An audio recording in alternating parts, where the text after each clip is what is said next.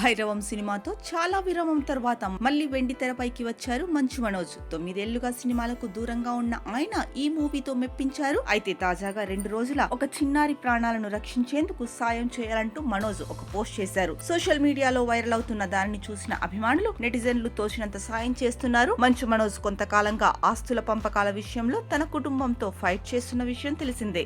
సాయం చేయాలంటూ మంచు మనోజ్ చేసిన ట్వీట్లు, 2 రోజుల చిన్నారి తన ప్రాణాలను కాపాడుకునేందుకు పోరాడుతోంది. పుట్టుకతోనే ఇలాంటి కష్టాలు పడుతున్న ఆ చిన్నారిని చూస్తుంటే చాలా బాధేస్తోంది.